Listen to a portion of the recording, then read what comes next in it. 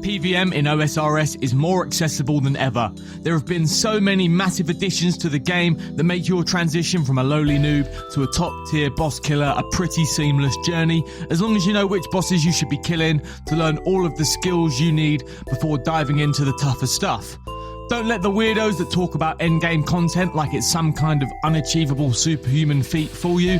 Anything is achievable for pretty much anyone in this game with the right preparation and enough practice. A lot has changed about the early game in Old School RuneScape in recent years, so regardless of if you're a straight up noob or a high level player who's been around a while and never properly delved into PVM, this video is going to be useful to you. I've played this game for 20 years, but I've only started tackling bosses in the past year or so I know how daunting it can be to get out of that comfort zone of questing and skilling. I'll be going through the best 2 encounters to initially get into bossing in this video, as well as some other essential tips at the end, so make sure to stick around for that. As part of a little series, I'm going to have more videos for you talking about breaking into the mid-game bosses and earning your first big cash stack, as well as the end-game content you should be striving to tackle to really push your limits. Subscribe to make sure you catch those. I think they'll be really useful to players at different stages of their account. Let's talk about the first rung on the ladder for any player, Scurrius. Scurrius is the Rat King boss sneaking around under Varrock sewers. If you've got a combat level of at least 70, you should be more than capable of getting the most out of this boss.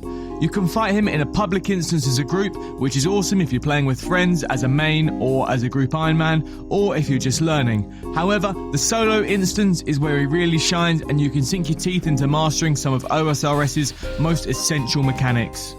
Something unique about Scurrius is that as well as being a great teaching tool, he's also a great training method. He's got a flat 20% XP increase for all damage done, and also drops Scurrius spines, which can be crafted into rat bone weapons, which provide a massive damage boost when killing him. Once you've got the rat weapons for all 3 styles, you can also trade these spines in for pure XP. As for the useful stuff he's going to teach you, you'll become very familiar with one of RuneScape's core mechanics, prayer switching. For a section of the fight, this greedy bastard will leave you alone and smash the cheese on the edge of the room. His little mates on his back haven't forgotten about you though, and they'll be blasting you with magic attacks and some kind of ranged attack that looks to be some kind of weird cheese stink blast. I have no idea, but either way, you're going to need to be switching between protect from range and protect from magic. If you're looking at getting your first fire cape as you enter the mid-game, which you definitely should be, this is essential learning for the spicy Jad fight at the end of the fight caves. The other skill you'll learn is another one crucial to RuneScape's core mechanics. Don't stand in the shit on the floor. Scurrius will jump, bricks will fall from the sky, and you'll see a shadow where they're about to land. If you're currently standing in the shadow, move. This sounds simple, but when you're managing other things like prayers and health, it's easy to get caught out. This kind of mechanic is used at multiple bosses through the endgame raids and other mid-game, endgame money-making bosses like the Phantom Muspa and Valdorvis, as well as many more. The final useful mechanic is the little rat minions he summons. When you have a rat bane weapon, you can one-tick this. This means getting an attack in every 0.6 seconds, and you can attack a new rat instead of having to wait for your standard weapon speed timer. This has direct carryover to tough fights like the Phase 3 Wardens in Tombs of Amascut, and is indirectly useful in so many other places. You have to learn to deal with these mechanics to tackle pretty much any modern boss in Old School RuneScape.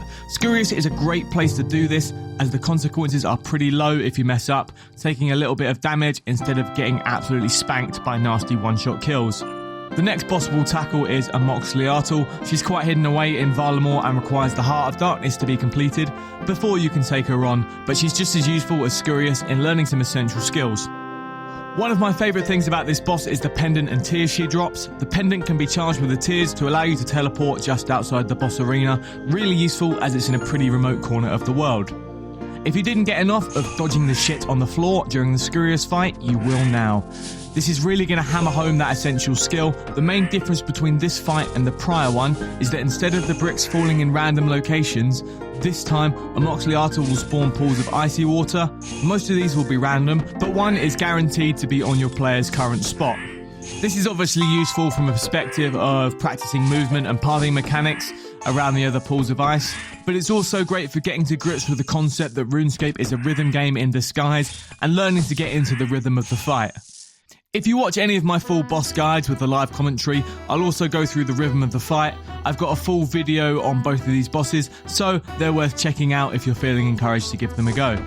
Amoxliatl has a special icicle attack that will switch off your prayer, which you'll need to switch back on. This is exactly the same as Vorkath's purple dragonfire, something you'd need to deal with in Dragon Slayer 2, and also if you want to kill Vorkath later on for money. It's also pretty similar to the Vardorvis head mechanic, which was the biggest hurdle for me when trying to complete Desert Treasure 2. The other attack also has some crossover from Scurrius, one ticking the ice blocks. All you're doing is clicking on these very quickly, but it really hammers home the importance of timing and precision. RuneScape is obviously thematically a massively multiplayer online role-playing game, but in its mechanics it's got more in common with rhythm games like Guitar Hero and first-person shooters, with click accuracy and timing being the keys to success.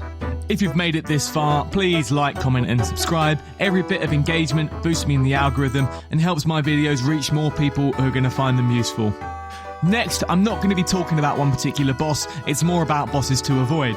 If you want to get towards endgame content, there's no point grinding out all of the old classic bosses, stuff like the King Black Dragon, Chaos Elemental and Cowfight Queen. Whilst these can be fun for their own reasons and have cool pets and some unique drops, you're better off spending your time with bosses that have some challenging mechanics, rather than bosses like those who are essentially just massive tanky damage sponges with huge max hits.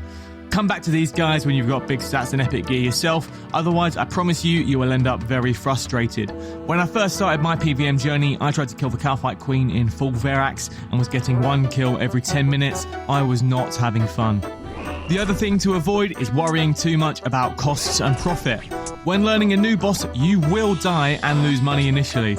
I lost a couple million gold trying to dupe Succulus. That soon became very irrelevant when I got a drop worth 60 mil. Now I know the fight so well that it never catches me out, and even if I'm not getting the big ticket drops, it's pure profit after my supply costs.